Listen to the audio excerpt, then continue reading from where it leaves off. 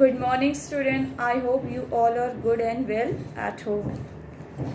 It's my humble request to all students, please students purchase your book, otherwise you can't understand what I am teaching. See, this is your book, Grammar Grip. Please student purchase your book. The day yesterday I taught you sentence. How many kinds of sentence? I hope you all are understand what is sentence and how many kinds of sentence. One topic was left, that was affirmative, positive and negative sentence. Affirmative, positive and negative sentence. Affirmative, positive and negative sentence क्या होता है वो आज हम पढ़ेंगे. I am going to teach you. Affirmative, positive sentence, it is always been a positive by nature, and no nation means not, no, never, nobody, never, nobody. This type of words are not present in this sentence. These types of words are not present in this sentence. For example, Ram is a good boy. Ram is a good boy. Ram एक अच्छा लड़का है. और positive sentence means he हुआ आपका सकारात्मक. Positive में हाँ में, अच्छे में जवाब देना, और इसी को हम कहते हैं पॉजिटिव सेंटेंस में. जैसे कि हम कोई फॉर एग्जांपल हमें कोई काम कहता है या फिर कुछ करने को कहता है और हम उसको बहुत ही अच्छे से या फिर बहुत ही खुश होकर बिना उसको जवाब दिए, बिना उसको ना कहे करते हैं, तो ये क्या हुआ, आप एक हाँ में जवाब दिए, मतलब पॉजिटिव वे में आपने आंसर किया.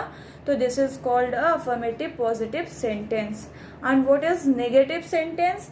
Negative sentence is negative by nature. Negative sentence is negative by nature, such as no, not, never, nothing, nobody is present in this kind of sentence. इस तरीके के वर्ड्स आपको इस सेंटेंस में देखने को मिलते हैं.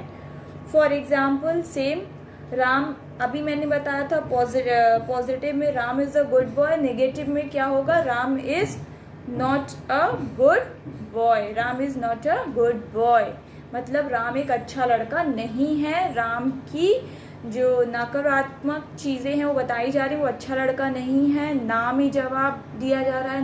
No, not, never, this type of बताई जा रही है, वो अच्छा लड़का नहीं है. नाम ही जवाब दिया जा रहा है. No, not, never, this type of words आप इसमें देख रहे हैं. और ये निगेटिव मीन्स ये होता है नकारात्मक. तो ये क्या हुआ? Negative sentence. I hope you all understand. Now student, page number 7. Look at your book. Exercise A. Punctuate and rewrite the sentence below. तो यहाँ पे आपको सेंटेंस जो नीचे दिया है हमको उसको पंक्चुएशन के साथ रीराइट फॉर्म में लिखना है. We will write the correct form of the sentence. Okay. Now, first one is, who told you this foolish fact? Student, see who, who small में है and there is no full stop, and sentence always been a capital letter and in with a full stop. ये sentence का rule ही है. यहाँ पे ना तो आपको कैपिटल लेटर दिख रहा है ना फुल स्टॉप लिख रहा है. तो सो who, W being a capital letter, who told you this foolish fact, and end with a full stop. I hope you understand. And 2, 3, 2 to 10 complete yourself in your book. Now same page number 7. B. Read the sentence below and write their kind. इसको हमको पढ़ना है sentence को और बताना है ये कौन से काइंड का सेंटेंस है. First one is, Vibhuti needs to work hard for his test. Vibhuti बहुत ही मेहनत कर रही हैं, इसके लिए अपने टेस्ट के लिए वर्क हार्ड कर रही है. तो ये एक ये एक आपका वो हुआ स्टेटमेंट हुआ, डेक्लरेटिव हुआ, असर्टिव हुआ।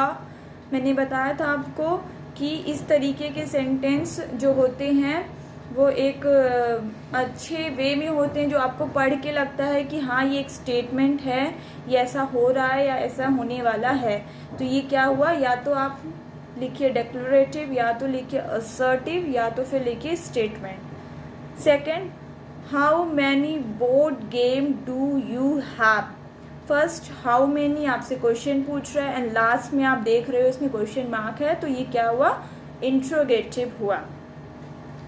तो ऐसे ही फर्स्ट हाउ मेनी आपसे क्वेश्चन पूछ रहा है एंड लास्ट में आप देख रहे हो इसमें क्वेश्चन मार्क है, तो ये क्या हुआ, इंट्रोगेटिव हुआ। तो ऐसे ही आप 3 से लेकर 13 तक खुद से करेंगे अपने बुक में। Okay, now student, page number 8। Okay, page number 8 C, answer the following question in positive and negative statement. अभी मैंने आपको बताया पॉजिटिव एंड नेगेटिव स्टेटमेंट क्या होता है, किस तरीके से होता है। 1 is done for you, you have only 2 3 4 means 3। ये 3 आपको खुद से करने हैं, बुक में नहीं आएगा तो फिर मैं आपको समझा दूंगी। ओके, तो ये आपका होमवर्क है student. Please complete your homework and purchase your book, otherwise you can't understand. Thank you.